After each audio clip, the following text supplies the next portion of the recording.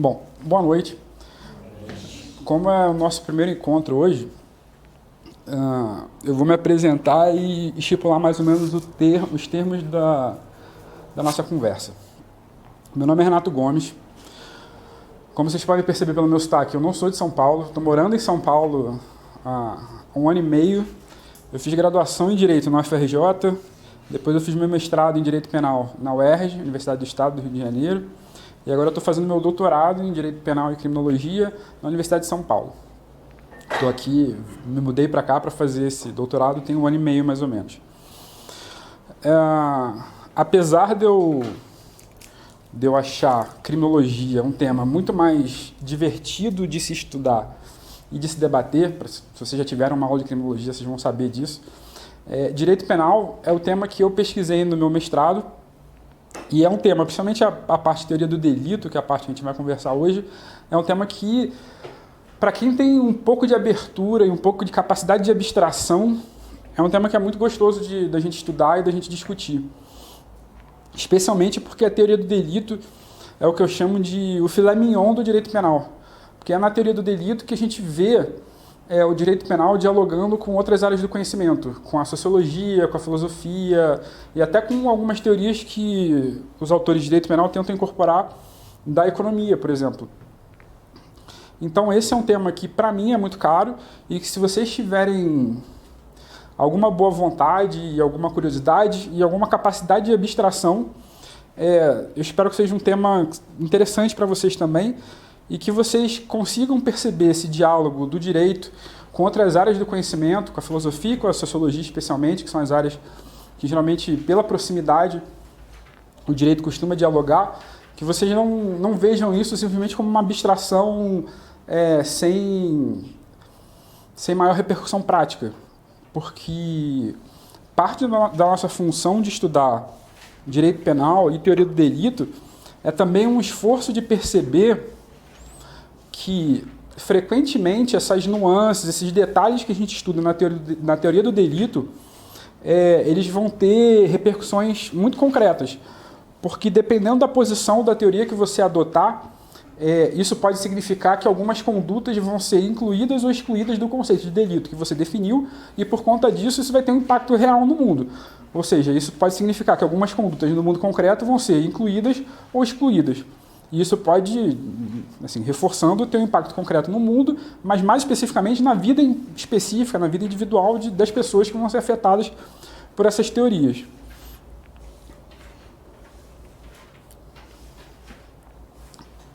E parte da nossa discussão hoje...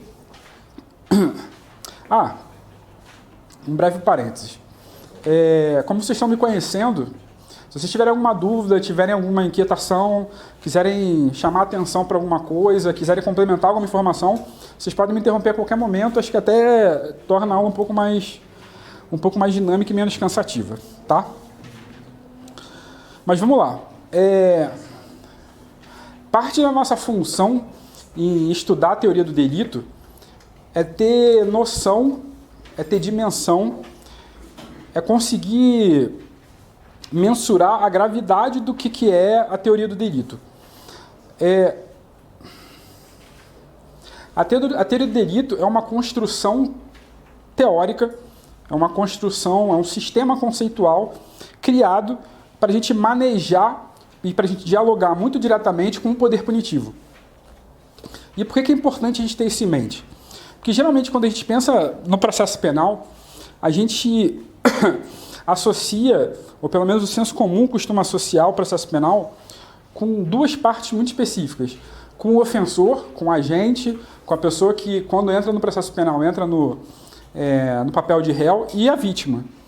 E quando a gente pensa na relação ofensor e vítima, essa é uma relação que claramente a vítima está na posição de desvantagem, é por isso que ela está interpretando ali o papel de vítima. Só que o que a gente precisa ter em mente é que o processo moderno de configuração do que a gente conhece hoje como sistema do delito e o processo moderno de configuração das legislações penais, ele é um processo com avanços e retrocessos. Ele não é um processo de evolução onde as coisas vão melhorando de ano a ano até chegar nessa formulação perfeita que a gente encontra hoje. Longe disso, a formulação que a gente encontra hoje é o fruto de disputas ideológicas, disputas políticas, que, em determinados momentos diferentes da história, apresentaram avanços e retrocessos. Se a gente for pensar a configuração do poder punitivo e como essa configuração de poder punitivo se relaciona com a evolução, com a evolução do que alguns autores chamam de programação criminalizante. O que é programação criminalizante? São as leis que são criadas para direcionar, para apontar quais as condutas e quais as pessoas precisam ser criminalizadas. Se a gente for pensar nisso, a gente pode perceber claramente ao longo da história uma bifurcação entre duas grandes formas de resolução social de conflitos. Uma forma de resolução social de conflitos é a forma que se dá entre as partes. São duas partes que elas, entre si, tentam solucionar esse conflito. É o que hoje a gente conhece contemporaneamente como composição de conflitos. Essa ideia de composição de conflito é uma ideia que é historicamente já bastante antiga e ela se contrapõe ao modelo de solução de conflitos chamado modelo por decisão, que é o que a gente associa com a punição. E por que esses dois modelos se contrapõem? Porque o modelo de solução entre as partes é um modelo onde duas pessoas que participaram desse conflito, uma enquanto ofensor, uma enquanto alguém que causou a lesão e outra enquanto vítima, tentam, essas duas pessoas, chegar a uma conclusão que seja satisfatória às duas. Enquanto o modelo de decisão, uma dessas pessoas, especificamente a vítima, é afastada e chega uma terceira pessoa, que no caso, modernamente, é o Estado, que ele vai interferir nesse conflito e ele vai resolver. É o que boa parte da literatura, especialmente na área de sociologia, chama de o confisco do conflito. É o processo histórico onde o Estado confisca o conflito. Por quê? Porque nessa dinâmica de dois modelos que a gente consegue fazer essa distinção teórica, mas que frequentemente se misturam e às vezes se sobrepõem um pouco, no modelo de solução entre as partes, como eu falei para vocês, a vítima interpreta um papel muito importante. Enquanto no modelo de decisão, a partir dessa dinâmica de solução de conflitos, a gente consegue perceber claramente que a vítima ela acaba assumindo um papel secundário. Ela deixa de ser um protagonista na solução desse conflito. O que ela pensa assume uma posição completamente menor, reduzida, minoritária, e o Estado que assume essa responsabilidade principal, assume o primeiro plano de resolução desse conflito. É daí que a gente pode entender, por exemplo, com isso que a gente consegue entender, por exemplo, a ideia de uma ação penal pública incondicionada. A ideia de que a vítima daquele delito, ou a vítima daquela lesão, não possa ter uma ingerência sobre se o Ministério Público deve ou não exercer ação penal, é uma coisa que está muito intimamente vinculada a essa ideia de um modelo de resolução de conflito por decisão. Certo? E o que a gente precisa pensar historicamente, nem sempre foi assim. Essas são duas tendências de resolução de conflitos que existiram em momentos históricos diferentes, que disputaram espaço em sociedades diferentes e que por diversas razões, uma forma de resolução de conflito acabou sobrepondo a outra forma de resolução de conflito. Por exemplo, em determinado período na Alemanha, era comum uma forma muito específica de resolução de conflito, que é associada a essa ideia de resolução entre as partes, onde a pessoa que era ofendida, ela e a família dela buscava a resolução do conflito com a família, com o ofensor e a família do ofensor. Era uma forma de resolução que envolvia não só o lesionado e a pessoa que causou a lesão, mas as duas famílias, os dois núcleos familiares. Por quê? Porque era uma forma de organização de sociedade tribal, onde o fato de você causar uma lesão para uma pessoa significava que você estava causando uma lesão à família e à tribo a qual aquela pessoa participava. E a forma típica de resolução desse tipo de conflito em sociedades tribais, a essa época na Alemanha, era uma forma de resolução como se fosse um tipo de multa, que eles chamavam de Wehrgeld. era uma multa, porque o fato de você lesionar alguém significava que você estava causando uma lesão àquela família, não só enquanto unidade afetiva, mas aquela família enquanto unidade econômica. Porque naquele momento a família e a tribo, ela tinha uma função que não era só uma função afetiva, mas era uma função econômica, de plantar, de colher, de reproduzir biologicamente a existência daquelas pessoas. Então, a forma como a gente conhece hoje é uma forma que tem uma racionalidade muito específica, mas não significa que as outras formas que existiram antes, ou que as outras formas diferentes, também não tivessem racionalidade. Ou seja, o fato da gente conseguir perceber racionalidade na forma moderna de resolução de conflito, não significa que as outras formas de resolução de conflito fossem irracionais. A questão não é essa. O que a gente precisa perceber é, modernamente, com a concentração de poder num soberano, que é muito historicamente associada com a formação dos estados modernos, essa concentração de poder significou também concentração de poder punitivo, não só de poder político em geral. E essa concentração de poder punitivo significou que o soberano passou a ele decidir os conflitos e escantear e jogar para o lado e tornar menor as outras formas de resolução de conflito. Não só porque você reivindicar para si a possibilidade de resolução de conflito é uma forma muito significativa de você exercer poder em geral, mas também porque vocês precisam ter em mente que o fato do soberano poder exercer ou ter essa capacidade de concentração de exercício de poder punitivo significava para ele uma vantagem econômica. Porque exercer poder punitivo significava também, por exemplo, a capacidade de executar alguém que cometeu o crime e tomar para a coroa e tomar para o rei todos os bens da pessoa que cometeu aquele crime. Então, o fato de você concentrar poder punitivo significava também, e por consequência, uma possibilidade de você concentrar poder econômico. E essas coisas se retroalimentavam, certo? E esse processo de substituição ou de tomada de concentração de poder punitivo por parte do soberano e por parte do rei é o que a gente chama de confisco do conflito, ou que alguns autores chamam de confisco da vítima. Isso significa que, na Idade Moderna, cada vez mais, quando alguém comete um crime, ele deixou de cometer aquele crime contra aquela vítima, mas ele passou a cometer o crime contra o Estado. Deixou de ser uma lesão à pessoa da vítima e passou a ser uma lesão da lei, uma lesão ao Estado. Então, a vítima, modernamente, deixou de ter esse papel central e passou a ser só uma figura que sinaliza, meio que levanta a bandeira para o rei, em épocas anteriores, e hoje em dia para o Estado, em geral, para o rei ou para o Estado poder exercer esse poder de aplicar poder punitivo. Tá? Agora, vocês precisam ter em mente que tudo isso tem uma racionalidade muito específica. Agora, o fato disso ter uma racionalidade muito específica não significa que esse poder punitivo e que essa forma de composição de conflitos não possa ser exercido de maneira arbitrária, ou que ele não tenha sido exercido de maneira arbitrária. E é por isso que é tão importante ter pelo menos uma ideia geral ao fenômeno histórico ao qual o que a gente entende como teoria do delito está se referindo, que é esse fenômeno histórico de configuração do poder punitivo. Por quê?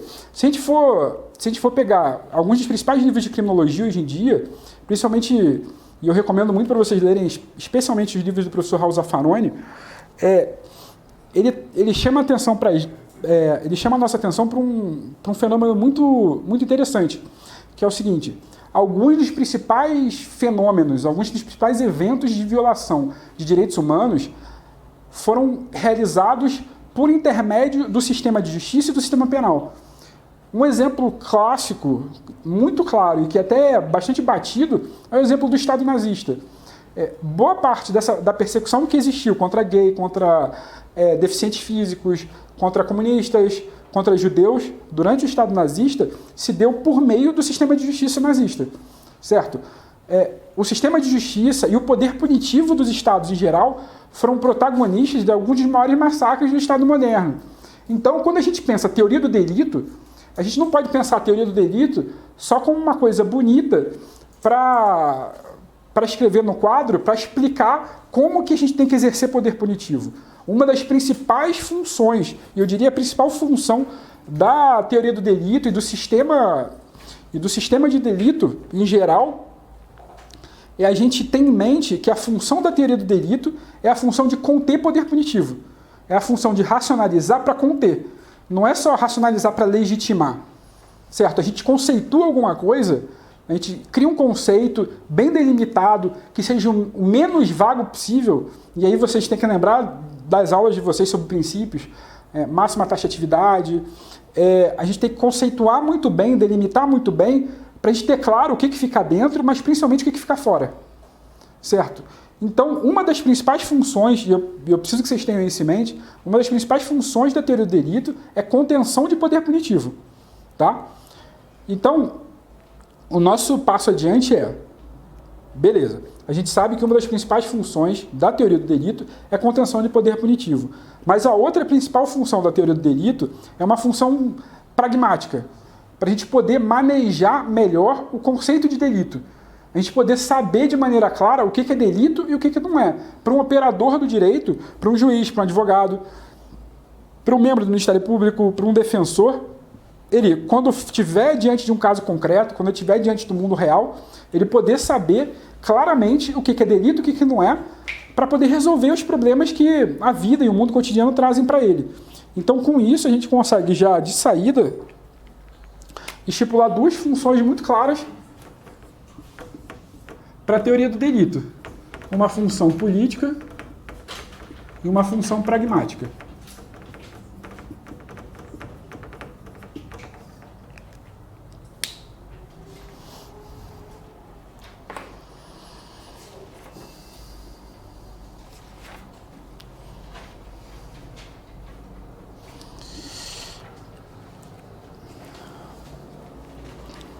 Mas o que é a teoria do delito? A teoria do delito é um sistema de ideias, um sistema de conceitos que ajudam a gente a responder de forma clara o que é crime e o que não é crime. Ou seja, a teoria do delito nada mais é do que uma série de perguntas que a gente precisa fazer para, respondendo essas perguntas, poder determinar o que é delito e o que não é delito. E por que eu digo uma série de perguntas? Porque quando a gente pergunta, se a gente se vê diante de um problema, se a gente pergunta simplesmente, isso é um delito? Isso é uma pergunta em si muito vaga. Se você perguntar para uma pessoa na rua, alguém que pegou um relógio numa loja, cometeu um delito, isso é um delito? A pessoa pode responder, sim, isso é um delito. Mas aí se você perguntar para ela, mas e se essa pessoa pegou esse relógio porque precisava pagar pela cirurgia do filho? Ou essa pessoa, na verdade, tinha um problema mental? Ou isso, ou aquilo, talvez essa pessoa não consiga dar uma resposta de forma tão clara. Então, a simples e objetiva pergunta, isso é um delito, para a gente não é suficiente. A gente precisa decompor a pergunta, isso é um delito, em uma série de outras perguntas, para que, respondendo essas subperguntas, a gente consiga chegar na resposta final de se a gente está diante de um delito ou se a gente não está diante de um delito. E mais do que isso, a necessidade de a gente fazer algumas perguntas implica necessariamente que a gente preste atenção para a necessidade de a gente respeitar a ordem das perguntas que a gente precisa fazer. Ou seja, não basta só você saber quais as perguntas que você está fazendo. Você precisa saber a ordem que você está fazendo as perguntas. Por quê? Porque qualquer conversa lógica, ela precisa ter um encadeamento. Ela precisa ter uma sequência de início, meio e fim. Se eu quero saber o que é uma zebra, por exemplo, o Zaffaroni dá esse exemplo e é fenomenal. Se eu quero saber o que é uma zebra, e eu sei que uma zebra é uma coisa parecida com um cavalo e que tem os pelos listrados, eu sei que a zebra é um mamífero, ele é um quadrúpede, ele é semelhante a um cavalo, ele tem crina e ele tem pelos listrados, certo? Então, até eu chegar na última pergunta, que é: esse animal tem pelos listrados, eu preciso passar por todas as perguntas anteriores. Porque, para mim, não faria sentido se eu me deparasse com uma pedra e perguntasse se essa pedra ou se esse pato tem pelos listrados. Porque a ordem que eu faço as perguntas importa, para eu chegar na minha conclusão lógica. Então, para eu saber se essa coisa tem pelos listrados, primeiro eu preciso saber se ele é um mamífero, para depois saber se ele é um quadrúpede, para depois saber se ele parece um cavalo, para depois eu poder perguntar se ele tem pelos listrados. Então, a teoria do delito é uma sistemática de conhecimento e de ideias que permite que a gente domine algumas perguntas e domine a ordem que essas perguntas vão ser feitas.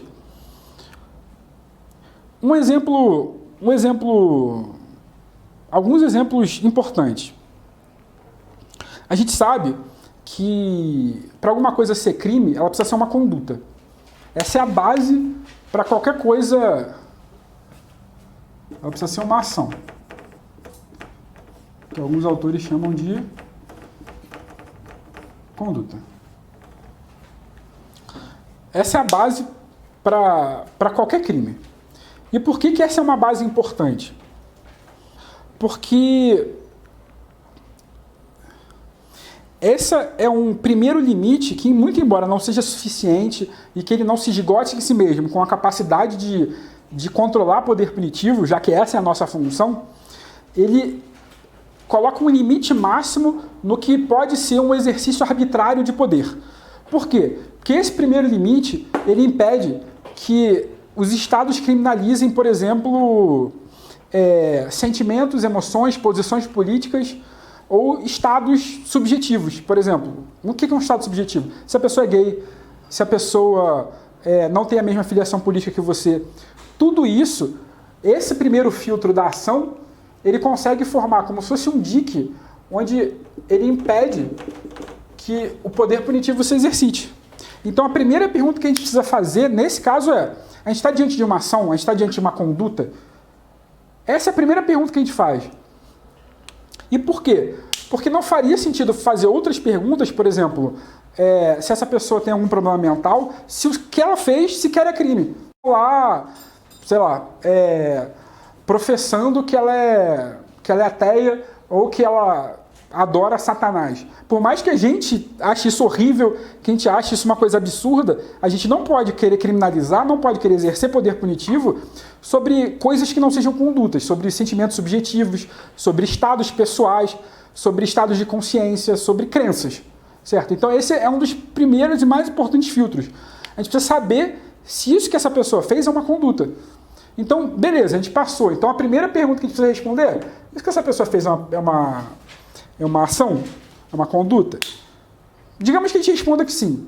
A gente vai olhar para o mundo e vai perceber que o mundo está cheio de condutas. As pessoas leem, as pessoas cantam, as pessoas tomam banho, as pessoas penteiam o cabelo, as pessoas amarram tênis.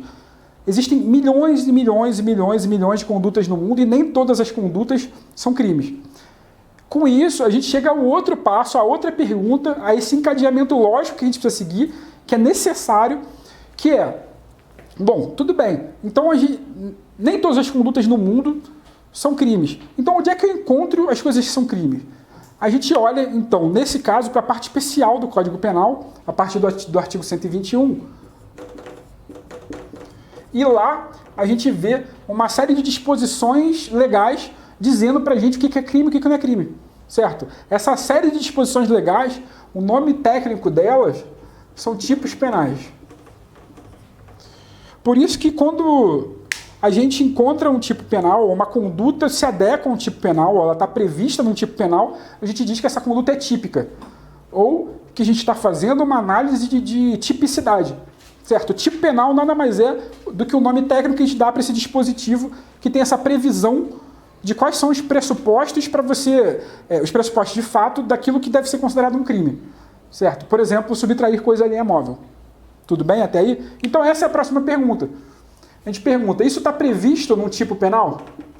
E isso é necessariamente um encadeamento lógico, porque não faria sentido a gente perguntar se alguma coisa está prevista num tipo penal, se aquilo sequer é uma conduta. A gente não precisaria chegar nessa parte. Mas olha que interessante. Mais do que isso, tem algumas coisas que a gente vê que estão previstas no tipo penal, mas que não são conflitos, ou que não causam... E o que eu estou dizendo aqui que não são conflitos? Não são conflitos que não causam uma lesão relevante na pessoa. Vamos pensar, por exemplo, no crime de lesão corporal, certo? Em tese, formalmente falando, qualquer alteração na integridade física da pessoa é poderia ser encaixada como um crime de lesão corporal. Só que, por exemplo, eu arrancar um fio de cabelo de alguém, você está alterando a integridade física dessa pessoa. Você tem a mesma pessoa, menos um fio de cabelo, certo? Só que, mais do que isso, como a nossa função aqui é limitar poder punitivo, é conter poder punitivo, a gente precisa ter em mente que o Estado e o direito penal ele só pode ser exercido quando, além de ser uma ação e além dessa ação ser típica, essa tipicidade ela está ali sinalizando um conflito e um conflito que seja relevante, certo? E esse conflito, para ser relevante, ele precisa representar uma lesão ou um perigo relevante ao bem jurídico. Então, além da pergunta se isso que a gente está analisando, se essa situação de fato que a gente está analisando, se ela é uma conduta e se ela é típica, a gente precisa saber se, além de típica, se ela representa uma lesão ou um perigo relevante ao bem jurídico. Mas aí a gente continua lendo o Código Penal e percebe que nem tudo que é conduta e nem tudo que é típico é necessariamente crime. Por exemplo, no caso que eu falei para vocês, quando a gente estava discutindo com alguém na rua, a gente pergunta, olha, a pessoa que subtraiu um relógio de uma reloageria, essa pessoa cometeu crime? Um cidadão comum talvez respondesse que sim. Se você falasse para ele, olha, mas e se essa pessoa subtraiu esse relógio para pagar a cirurgia do filho que estava correndo perigo de vida, certo? Seria quase intuitivo para essa pessoa responder que, poxa, eu gostaria que isso não fosse crime, pelo menos, certo? Porque isso, de alguma maneira, viola o senso dela do que deve ser uma resposta moral do Estado ao que essa pessoa está fazendo. Isso sinaliza para a gente que, na hora de analisar as proibições que estão contidas nas normas no Código Penal, o tipo, ele sinaliza só uma aparência.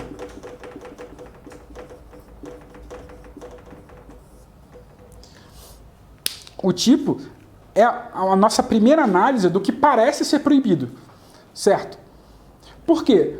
Porque mesmo algumas coisas se apresentando como proibidas, porque elas estão previstas no tipo penal, essas mesmas coisas, se você for fazer uma análise mais profunda, a gente no Código Penal consegue encontrar algumas permissões para elas, certo? Então, para além da proibição, o Código Penal traz para a gente algumas permissões. E, de novo, aqui a ordem faz sentido.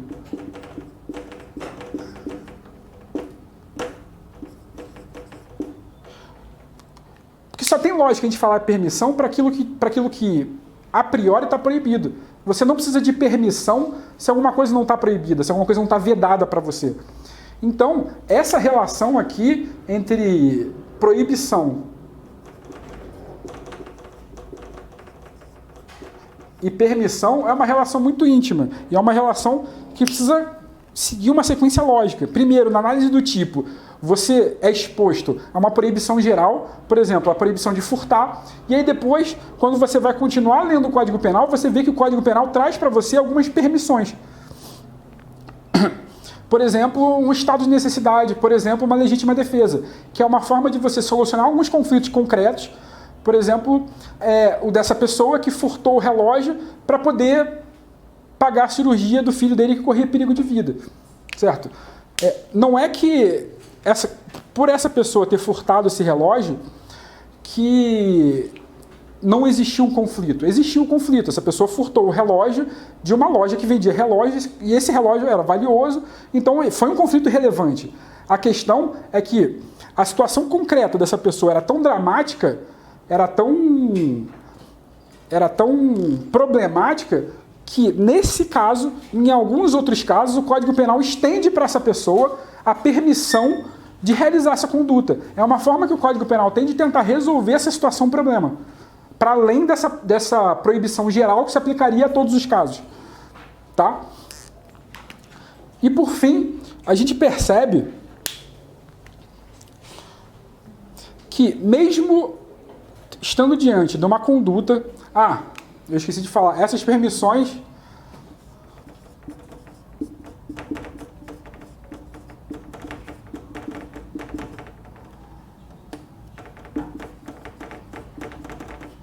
é o que a gente chama de um juízo de antijuridicidade. Então, a conduta ela precisa ser típica e antijurídica.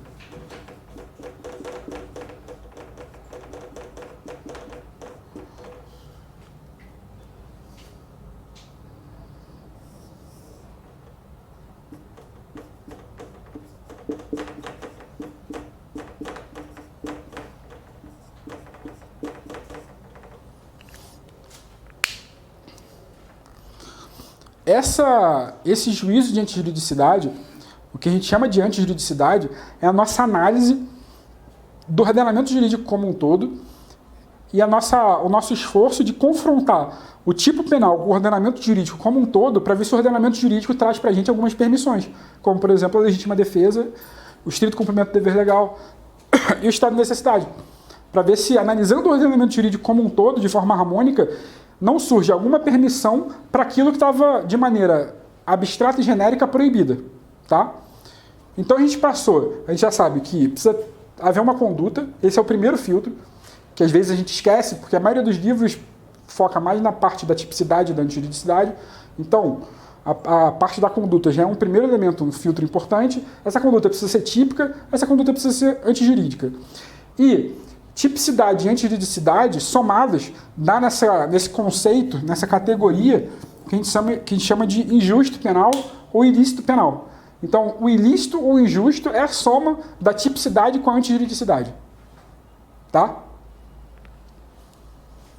Bom, dando um passo adiante, a gente percebe também que, em alguns casos, uma pessoa pode cometer uma conduta típica e essa conduta pode ser antijurídica, mas mesmo assim isso pode prestar um problema para a gente. Por exemplo, uma criança que subtrai alguma coisa valiosa, certo? Essa criança, ela não tem permissão de subtrair nada só porque ela é uma criança. Então a conduta dela foi típica e ela não existiria permissão. Não tem permissão de fazer alguma coisa só porque ela é uma criança. A gente faz essa análise de antijuridicidade, é uma análise que é feita principalmente a partir dessa ideia de permissões. Tá? Então sempre que eu falar permissão, a primeira coisa que tem que pular a mente de vocês é a antijuridicidade. Tá? A pessoa que tem algum problema psicológico, que popularmente é conhecido como o louco, a pessoa que tem algum problema mental, essa pessoa pode cometer um ilícito ou um injusto penal, ou seja, ele pode cometer uma conduta típica e antijurídica, e nem por isso a gente pode dizer que o que ele está fazendo não é crime porque ele tinha permissão. Porque não é porque a pessoa tem algum desvio, algum problema mental, que essa pessoa tem permissão de cometer uma conduta típica. A questão não é essa. A questão é que algumas pessoas, em algumas situações, você não pode exigir dela que elas atuassem de outra maneira. A conduta que elas fizeram, por você não ter como exigir que elas atuassem de outra maneira, não era reprovável a elas. Então, a gente chega numa terceira etapa,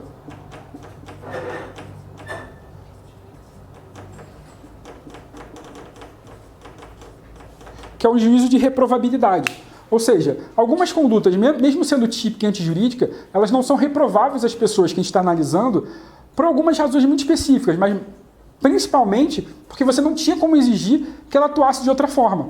Seja porque essa pessoa era muito nova, era uma criança, ou seja porque essa pessoa tinha alguma enfermidade mental.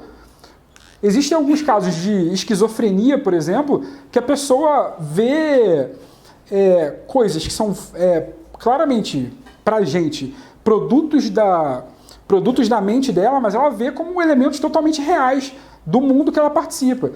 Não sei se vocês já chegaram a ver aquele filme Uma Mente Brilhante, que é a história de um matemático chamado John Nash. Nesse caso, em alguns casos de esquizofrenia, as pessoas têm delírios paranoicos. O John Nash, por exemplo, ele via algumas pessoas que não existiam, mas que se misturavam com outras pessoas que existiam e que para ele não tinha a menor diferença. Então, você imagina uma pessoa que tem algum tipo de enfermidade mental, que, por exemplo, projeta que tem uma pessoa aqui sentada na frente, que está atacando ela nesse momento, e se ela pula e acaba lesionando quem está sentado na primeira fileira, Você não vai deixar de punir por lesão corporal porque a conduta dela não foi típica ou não foi antijurídica. Foi típica, foi antijurídica, não tinha uma permissão só porque ela tem uma enfermidade mental. A questão é que você não tem como exigir dessas pessoas que elas ajam de outra maneira por conta da enfermidade mental dela. Isso significa dizer que a conduta dessas pessoas não era reprovável.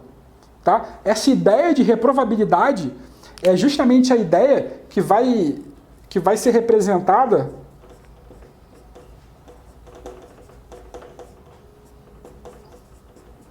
no conceito de culpabilidade, que é esse terceiro grande conceito que a gente associa à teoria do delito. Então, se a gente for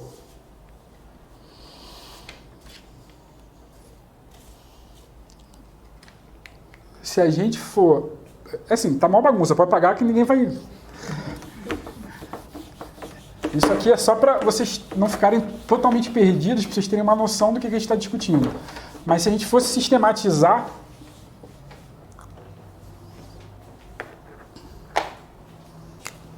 a gente poderia fazer o seguinte, ó.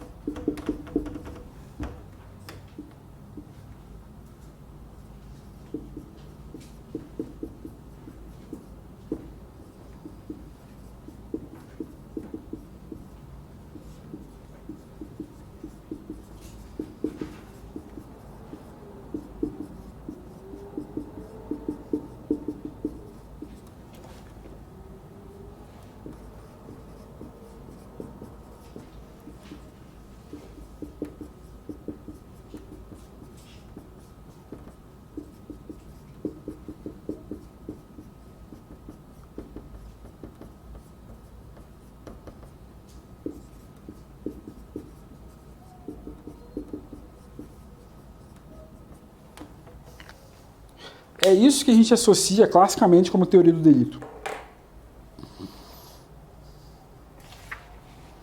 E é isso que a gente precisa pensar quando a gente está se deparando com uma situação, um problema, e a gente quer responder a pergunta se isso que a gente está analisando é um crime, é um delito.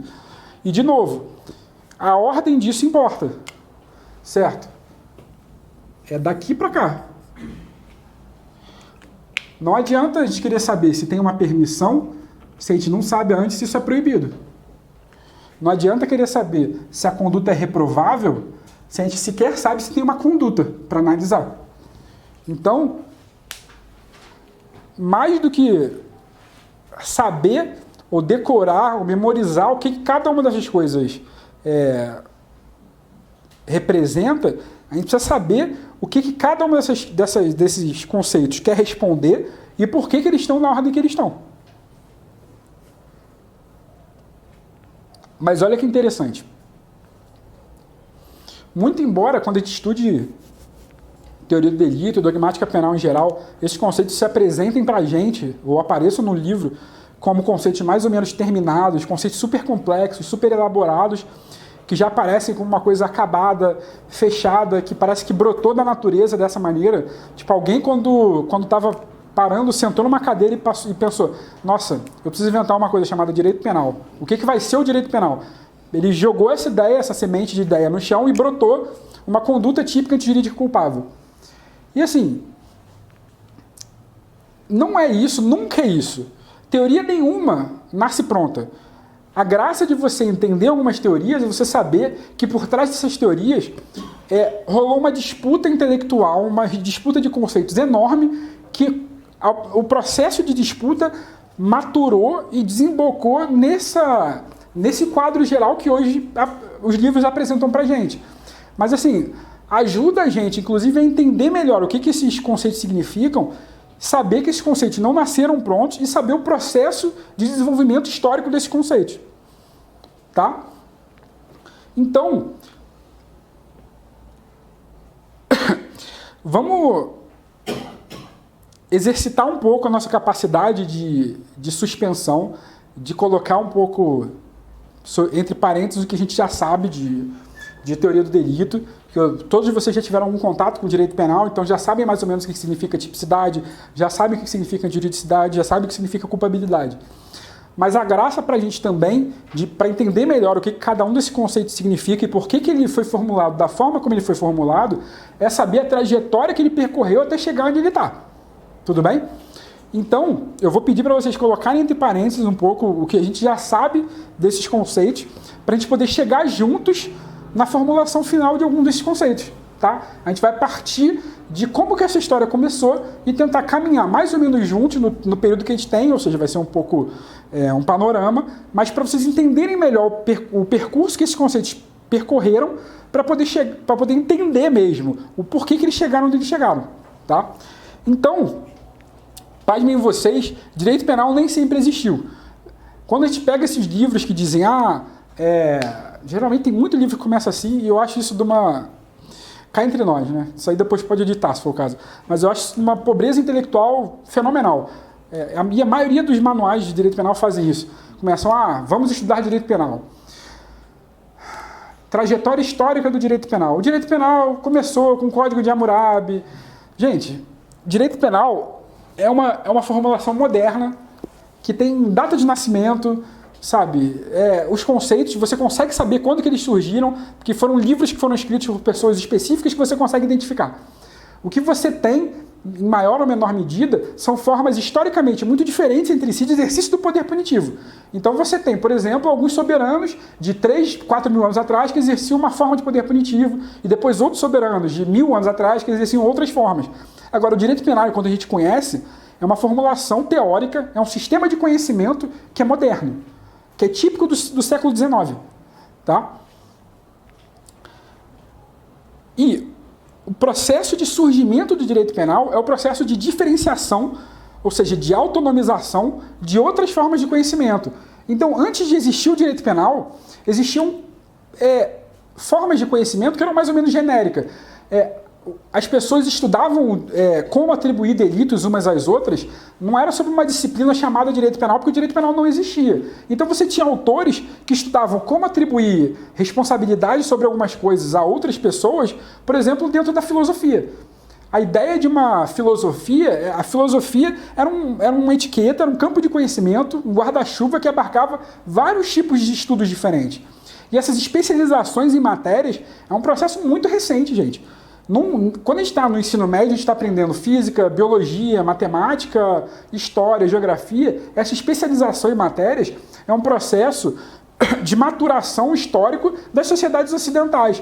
Não é desde a Idade da Pedra que o homem das cavernas levava o filhinho dele lá para sentar num banco de pedra para a professora da Idade das Pedras ensinar pré-história, pré-matemática, pré-física. Isso não existia. Certo? Isso tudo, o nosso processo, e a graça de você estudar história é isso, o nosso processo de estudar a nossa história é perceber também a historicização, e conseguir fazer a historicização das instituições que a gente participa, escola, prisão, igreja, família, tudo que a gente participa hoje em dia nem sempre existiu na história, tudo isso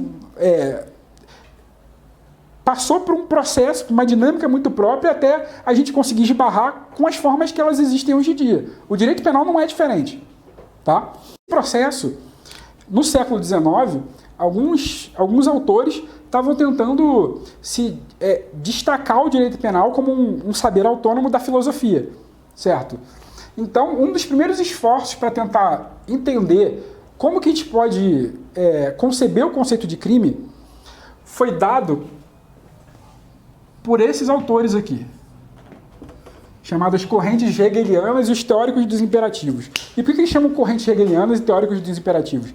Justamente porque eles ainda estão intimamente vinculados a essas tendências filosóficas, certo? Quando o direito penal ainda não estava dando seus primeiros passos como uma disciplina autônoma. Tudo bem? E eles chamam correntes hegelianas e teóricos do imperativo porque eles são herdeiros de tendências e teorias filosóficas. As correntes hegelianas são herdeiros de um filósofo alemão chamado Hegel, e esses teóricos dos imperativos, eles são herdeiros de um filósofo alemão chamado Kant. Tá?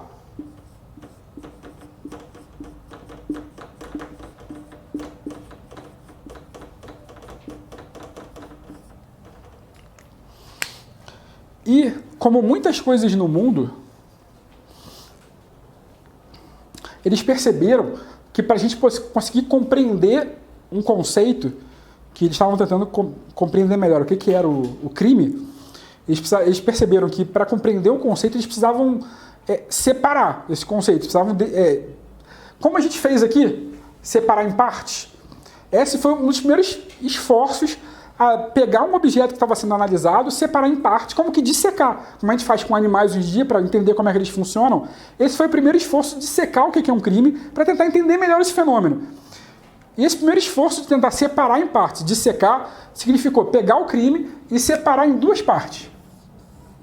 Uma parte subjetiva e uma parte objetiva.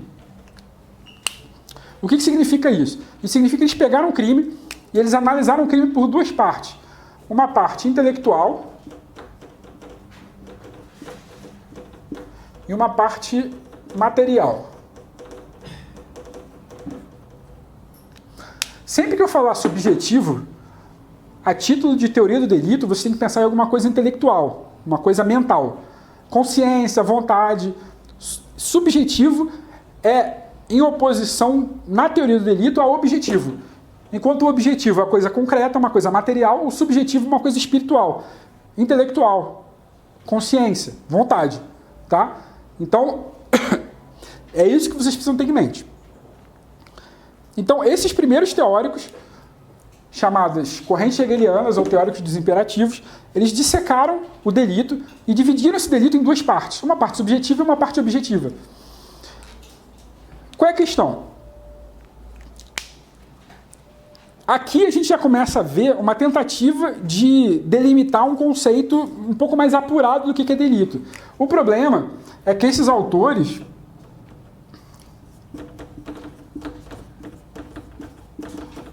principalmente os da corrente hegeliana, eles, como eles começavam pela parte subjetiva, a conclusão que eles chegavam é, olha, para alguém cometer um crime, a gente precisa primeiro analisar a parte intelectual, a parte espiritual.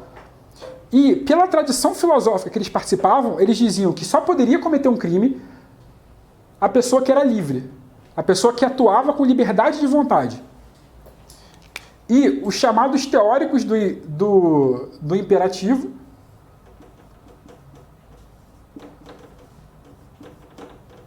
meu Deus, como...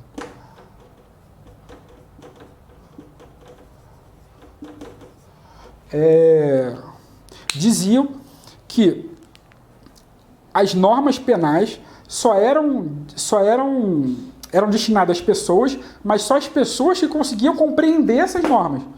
Tá? Então, enquanto as correntes hegelianas diziam que só cometia crime quem tinha liberdade de atuar, os chamados teóricos do imperativo diziam que, como as normas penais eram direcionadas às pessoas que só podiam compreender o conteúdo dessas normas, também só podia cometer crime quem tinha capacidade de compreender o caráter proibido ou o caráter ilícito daquilo que ele estava cometendo. Isso significa que, na análise concreta do problema do crime, eles colocavam a análise do agente antes da análise do fato, que é justamente o contrário do que a gente fez aqui, se vocês forem perceber. Aqui a gente terminou analisando a culpabilidade. A gente terminou analisando se aquela pessoa era responsável por aquilo, era reprovável por aquilo que ela fez. Aqui eles começavam justamente do oposto. Eles começavam analisando se essa pessoa tinha capacidade de compreender o que ela estava fazendo. Era proibido, por exemplo, no caso da culpabilidade, a pessoa que tem a enfermidade mental. Foi o exemplo que a gente deu na culpabilidade. Essa pessoa, claramente, nesse modelo inicial, ela não seria capaz de cometer crime. Agora, imagina o problema prático que isso traz pra gente. Se a gente tivesse trazido esse conceito, que começa analisando a pessoa, para depois analisar o fato. Se a gente tivesse trazido esse conceito para os nossos tempos atuais, a gente, quando fosse analisar qualquer situação, problema do mundo real, a gente ia precisar começar pelo fim. A gente ia precisar começar, por exemplo, fazendo uma análise clínica para saber se essa pessoa efetivamente tem alguma enfermidade mental, antes mesmo de saber se essa pessoa cometeu um fato típico, se essa pessoa tinha alguma permissão para agir, ou sequer se essa pessoa cometeu uma conduta.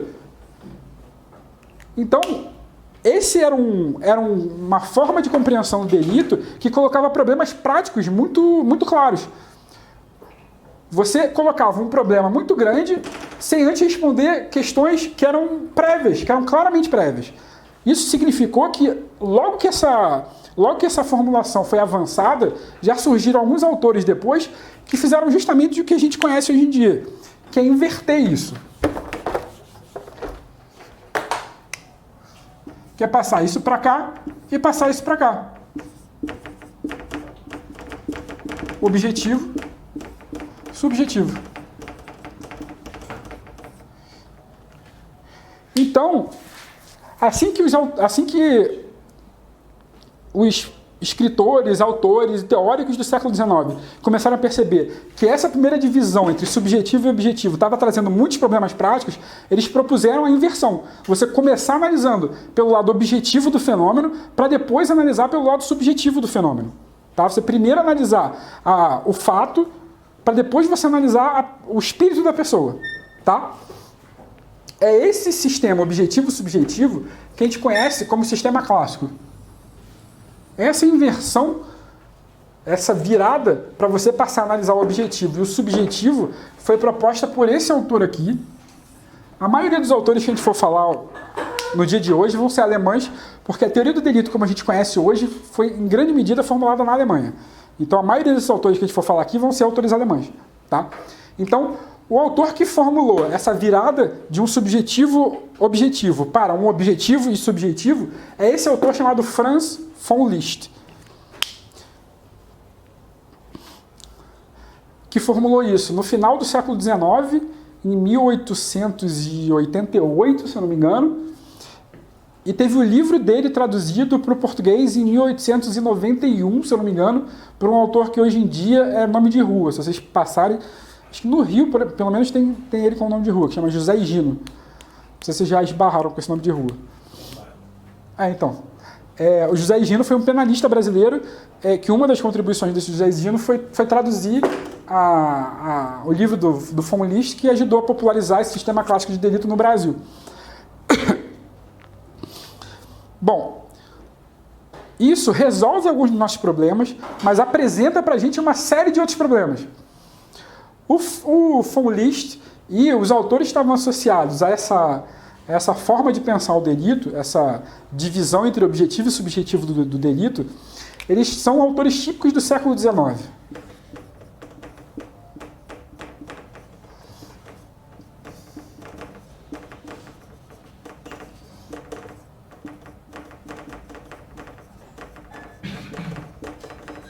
O que significa para a gente?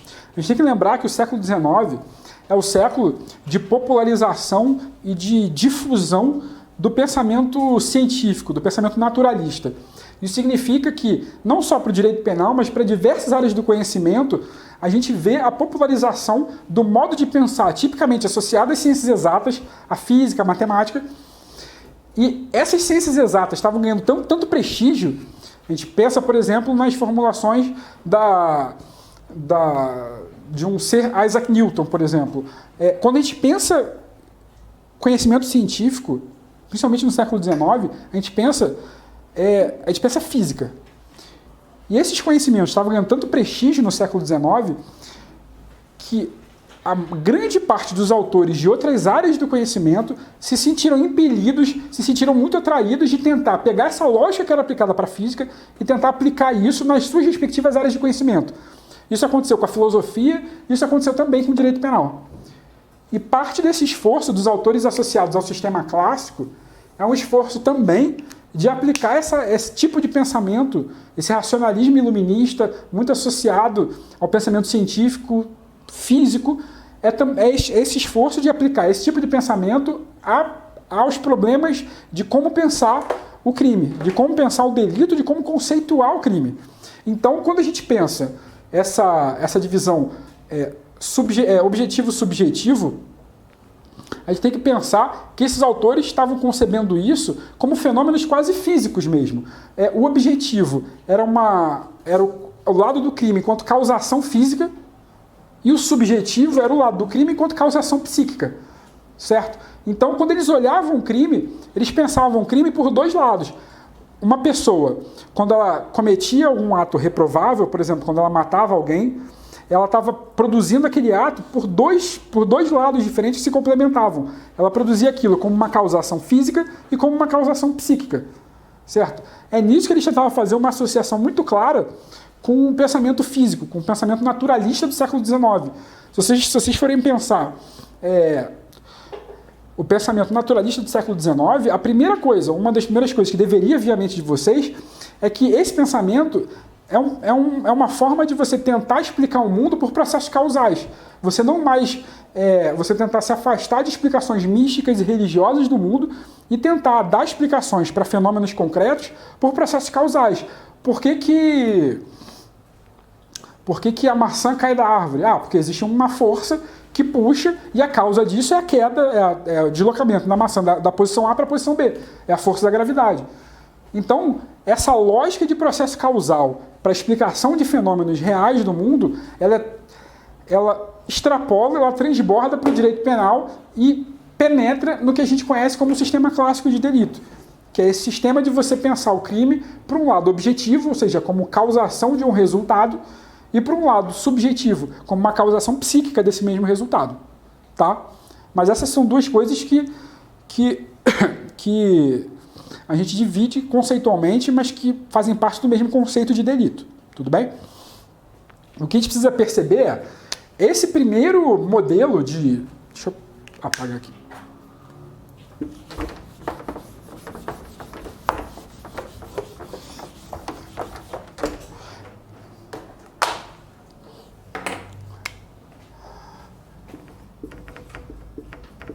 Então a gente já sabe que a gente está agora numa dinâmica que é objetivo,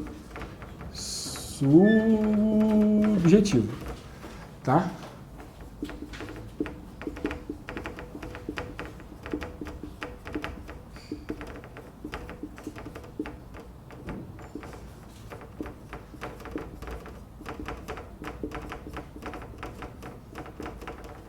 E o que isso significa? Junto com o von List surge, e o von List é um dos responsáveis por trazer isso, com o von List que surge no sistema de conceitos do direito penal essa distinção entre antijuridicidade e culpabilidade, que é uma distinção que ele importa de um autor que você já deve ter ouvido falar, chamado Jhering. Acho que é ele que escreveu A Luta pelo Direito, Rudolf von Jhering. Então. Esse autor ele formula o conceito de antijuridicidade para o direito civil. E o von List ele incorpora essa divisão, antijuridicidade e culpabilidade, para o direito penal. E aí a gente precisa associar o antijuridicidade com uma parte objetiva e o culpabilidade com uma parte subjetiva. Nesse momento, era esse o estado da arte do sistema de delito. Era esse o estado da arte da teoria do delito.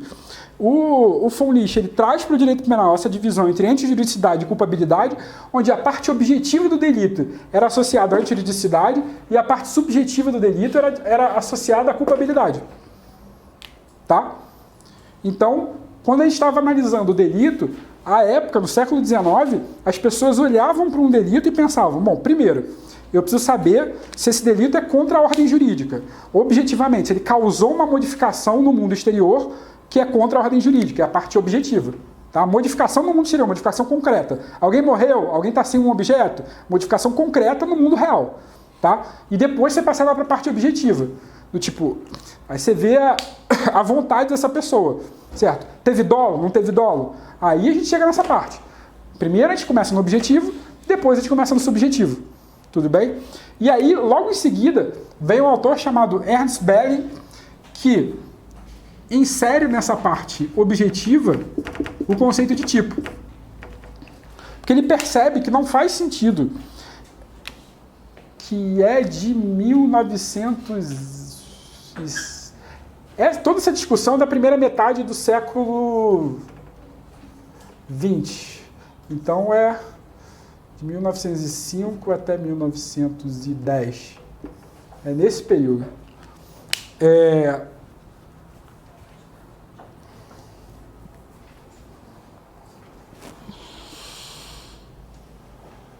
Isso. O conceito de tipo do Belling, por exemplo, é de 1906. Mais específico ainda do que de 5 a 10. Pronto, resolvido. Então, o conceito de tipo que a gente conhece hoje em dia foi um conceito que tem data de nascimento. É o conceito que surgiu em 1906 com a formulação do Belling. Então, antes de 1906, com o von List, a gente tem o conceito de antijuridicidade e o conceito de culpabilidade, onde esses dois conceitos eles correspondiam a essa divisão entre objetivo e subjetivo. Então, a antijuridicidade é onde a gente analisava os elementos objetivos do delito e a culpabilidade é onde a gente analisava os elementos subjetivos do delito. Tá? Logo em seguida, em 1906, esse autor chamado Ernest Belling,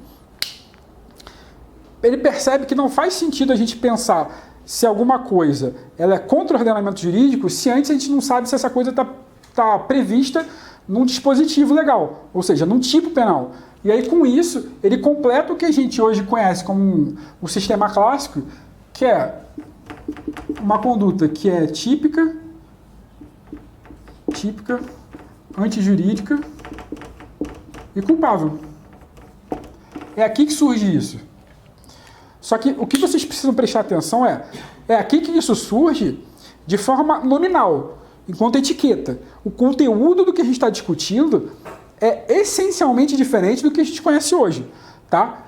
O que eu quero dizer com isso? Depois que ele cria o conceito de tipo, aqui, tipo, tipicidade, antijuridicidade e culpabilidade. Tá? Depois que ele cria o conceito de tipo, ele cria um sistema que é parecido com o que a gente tem hoje em dia, mas que o conteúdo é essencialmente diferente, porque ele manteve essa dinâmica, esse binômio objetividade-subjetividade.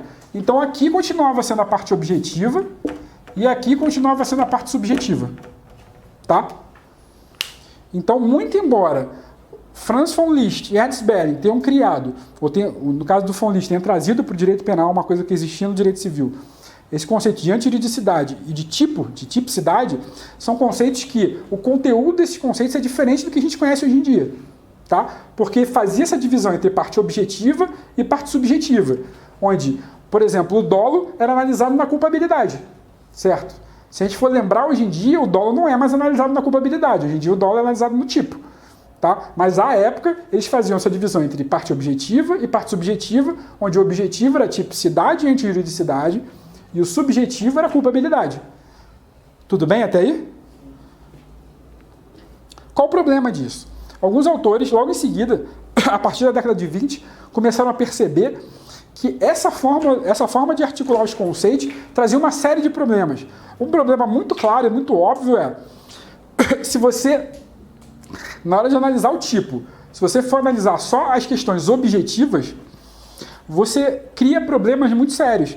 Porque você não consegue, por exemplo, saber sobre qual tipo penal você vai subsumir algumas condutas, qual tipo penal que você vai associar algumas condutas, se você não analisa a dimensão subjetiva da conduta. Um exemplo claro para vocês. Como é que eu vou saber se uma pessoa que atirou na perna da outra, se aquilo que ela realizou eu vou encaixar num tipo penal de tentativa de homicídio ou de lesão corporal? Eu não sei, eu não tenho como fazer esse juízo sobre qual tipo eu vou aplicar, se é o de homicídio ou se é de lesão corporal, se eu não sei o que essa pessoa queria, certo? Porque essa pessoa podia ser um atirador exímio e ter mirado exatamente na perna, ou ela podia ser um atirador comum e querer matar essa pessoa, mas ter errado e acertado na perna. Então, se eu não sei o que ela quer, se ela quer matar ou se ela quer só acertar na perna, eu não consigo saber em qual tipo que eu vou encaixar. Tá? Então, já aí, esse tipo de conceito começa a fazer um pouco de água. Tudo bem? E com isso a gente consegue perceber uma série de formulações desse sistema que começa a empurrar e fazer com que esse sistema fique cada vez mais parecido com o que a gente conhece hoje em dia. E aí a gente chega no chamado neocantismo. O neocantismo é uma tendência que começa a perceber os problemas desse sistema clássico e ele tenta fazer algumas reformulações. Principalmente, ele tenta, ainda que excepcionalmente, incluir alguns elementos subjetivos no tipo. Certo? Ele percebe que existem alguns tipos penais que exigem, que vem dentro do tipo a exigência de você analisar elementos subjetivos, a vontade da pessoa que atuou. Por exemplo, o crime de extorsão do artigo 158.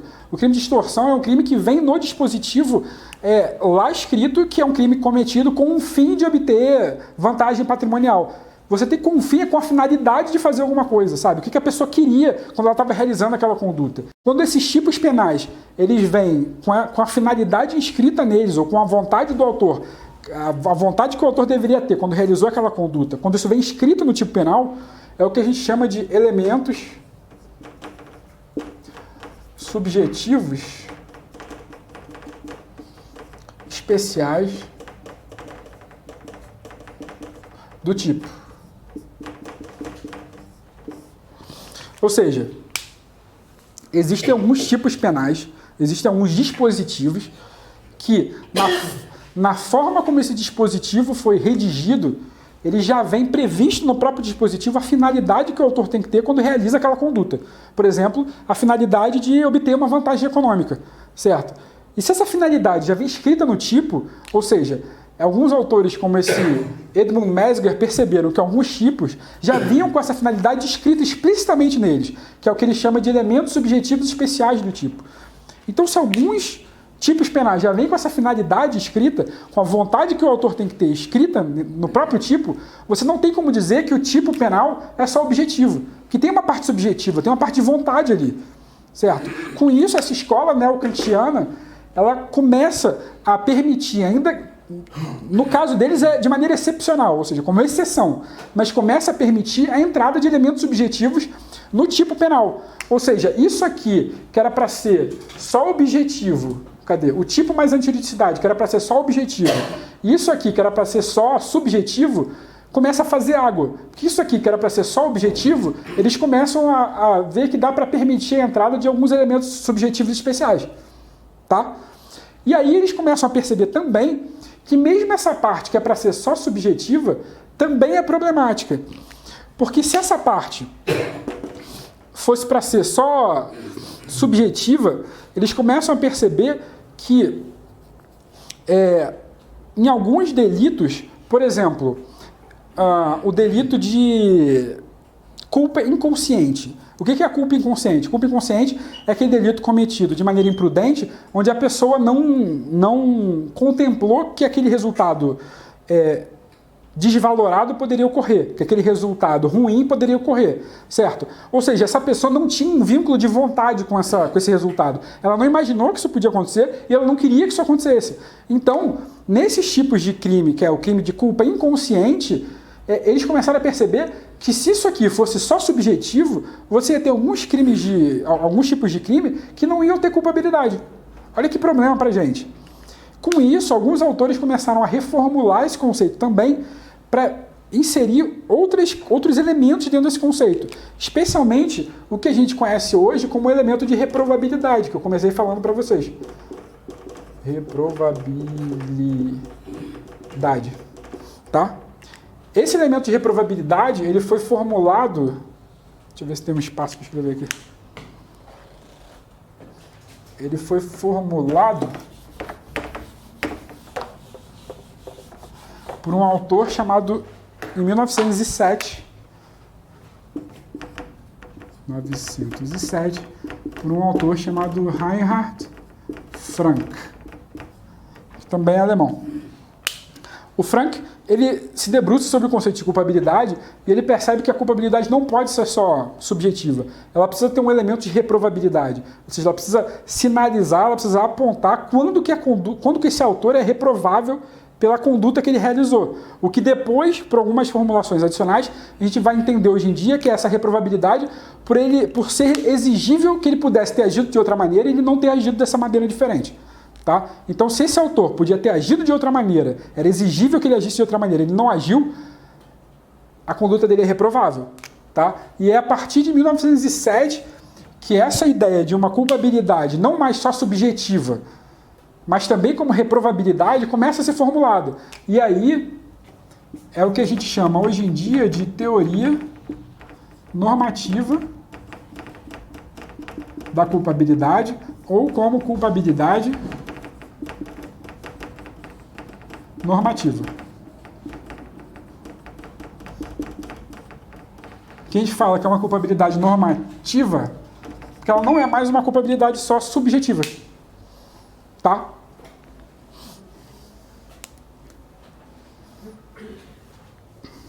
E aí, com isso, deixa eu só ver que horas são para eu não me perder. Eita, tá, eu tô atrasado. Quis dar muito panorama para vocês, agora eu vou ter que dar uma corrida. Tá. Com isso, vamos dar uma acelerada. A gente chega numa das partes mais importantes da teoria do delito, que é o finalismo. Tá? O finalismo é o que a gente conhece hoje em dia, é uma das teorias mais adotadas. A gente vai ver isso com um pouco mais de calma quando a gente for falar das teorias da ação. Tá? Mas o finalismo, principalmente, por 3 autores.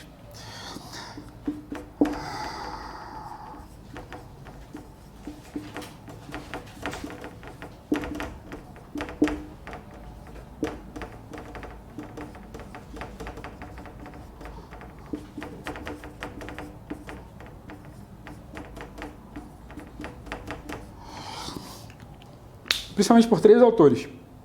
Os 3 são alemães, os 3 têm nome difícil, vocês não precisam memorizar isso. Eu estou colocando só para, se vocês algum dia esbarrarem com isso no livro, vocês não se assustarem. Vocês já terem uma noção, já terem um feeling de que isso existe. São 3 autores principais. O primeiro é chamado Helmut von Weber, o outro é chamado Alexander Graf zu Dohna, e o último, que é o mais conhecido de todos, vocês já devem ter esbarrado, chama Hans Welzel. Tá? Esses autores, principalmente o Welzel, eles são os autores responsáveis por inserir em definitivo os elementos subjetivos que antes participavam da culpabilidade no tipo, na tipicidade. Tá?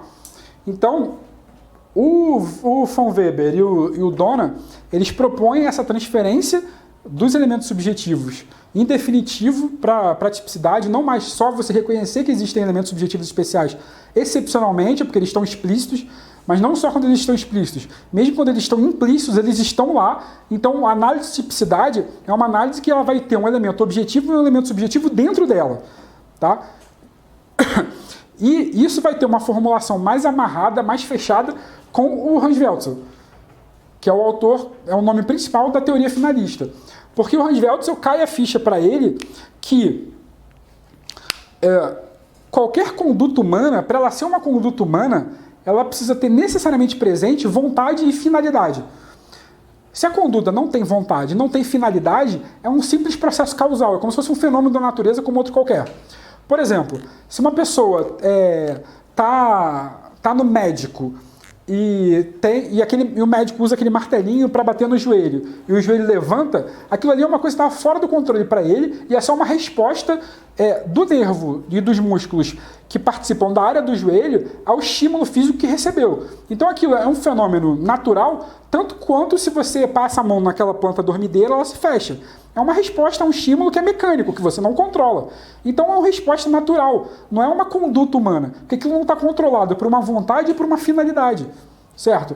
Acontece que o Welzel ele consegue criar uma teoria para amarrar teoricamente a construção teórica que a gente teve até aqui, para conseguir justificar por que a gente precisa colocar os elementos subjetivos no tipo.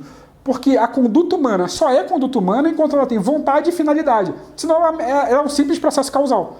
Tá? E a partir de então, com o Welzel, a gente tem uma análise de tipicidade que se divide em objetiva e subjetiva.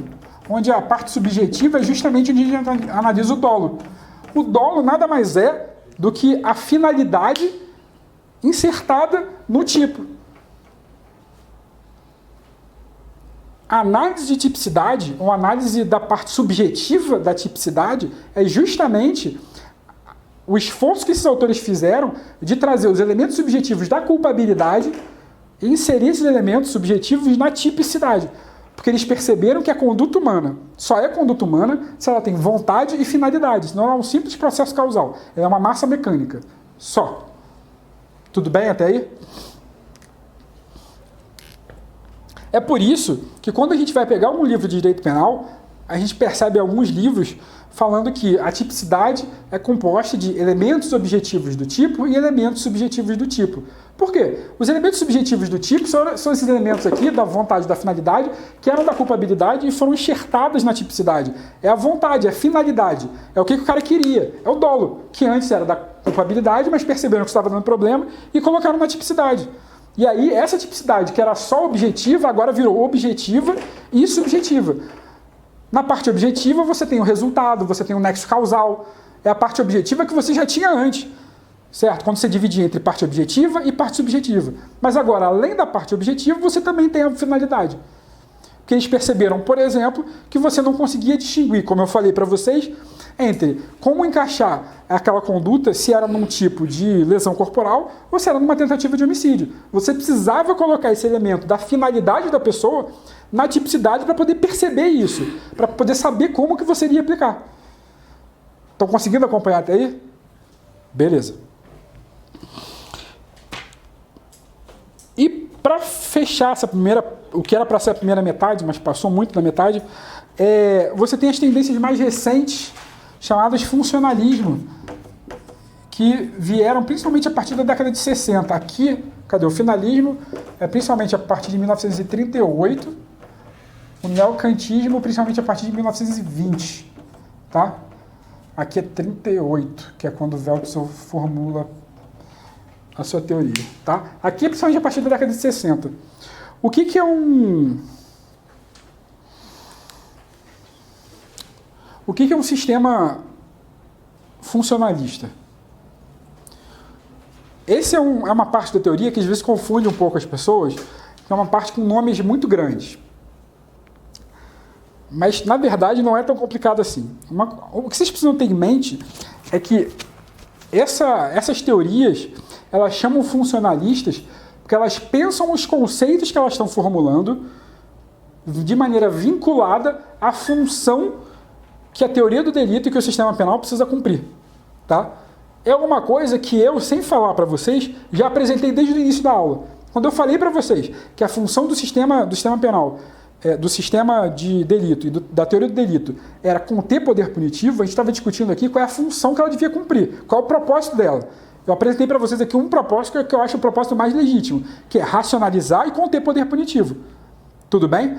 Aqui, no funcionalismo, os autores eles têm uma noção própria do qual é a função que a teoria do delito tem que cumprir, que o sistema penal tem que cumprir, e aí eles formulam, criam conceitos e ideias para ajudar a teoria do delito e ajudar o sistema penal a cumprir essas funções que eles imaginam. Tá? Por exemplo, o Klaus Roxin, ele tem uma ideia muito clara sobre a função que o sistema penal deve cumprir. Se é uma função, especialmente a ideia dele da função de prevenção. Com isso, ele propõe, aqui eu já posso parar que vocês já leram, né? Com isso, o Roxin propõe, por exemplo, a ideia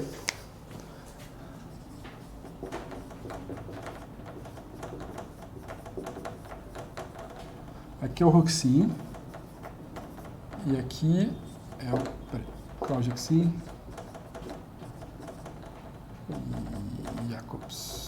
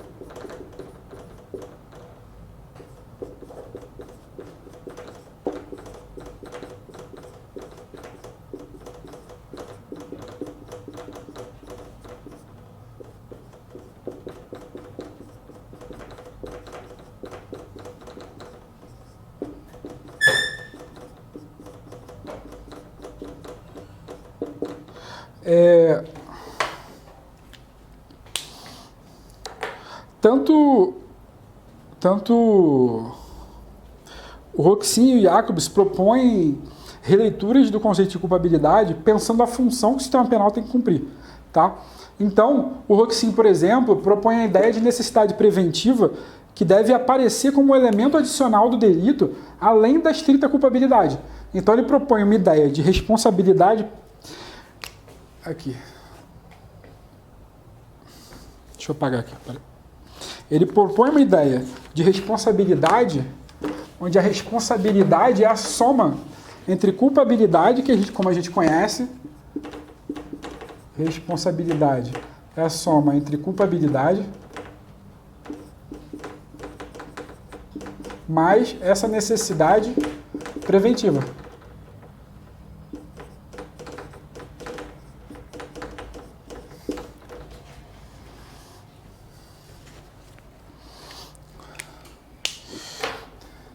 Enquanto o Jacobs, ele pensa o conceito dele de culpabilidade a partir da função que o sistema penal tem que cumprir de prevenção geral positiva.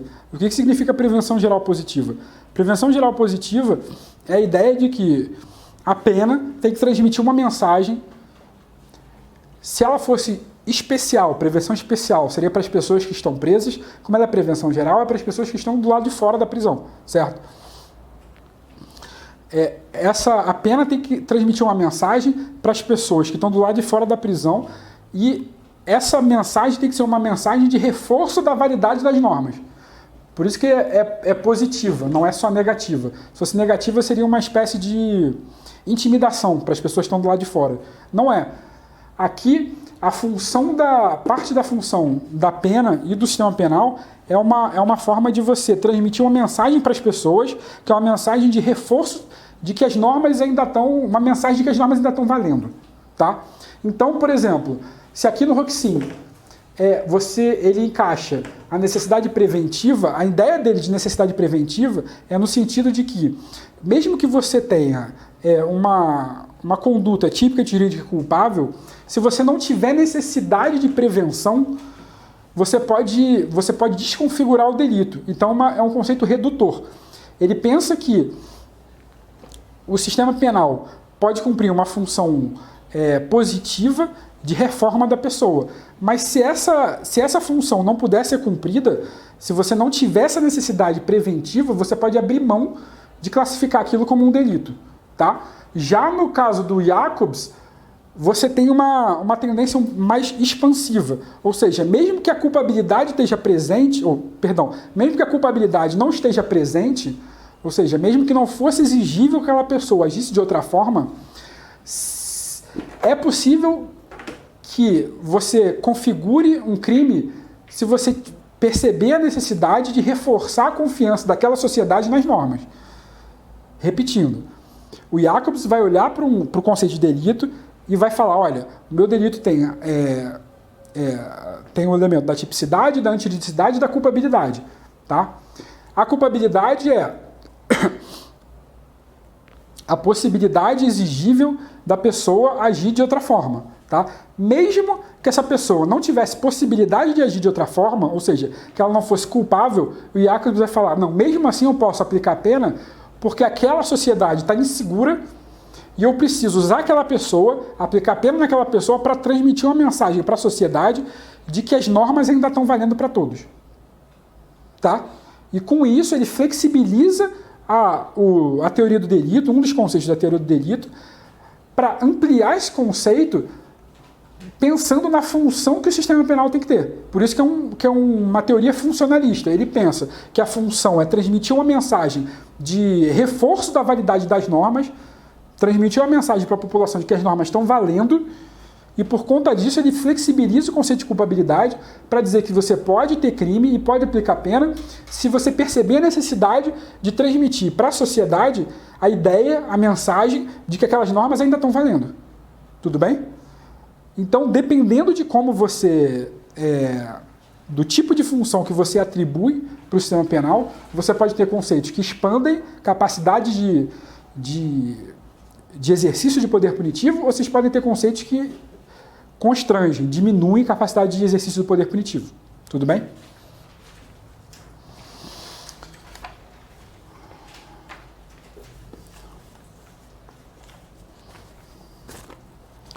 Gente, eu vou dar um intervalo um pouquinho antes para vocês, nem é um pouquinho, 9 horas já. Vamos dar um intervalo e que é isso, daqui a pouco a gente volta, que eu vou tentar adiantar umas coisas no quadro para não precisar ficar escrevendo de novo, tá bom? Se fosse sexta-feira, eu diria para todo mundo descansar, mas não é, é só para começar a semana.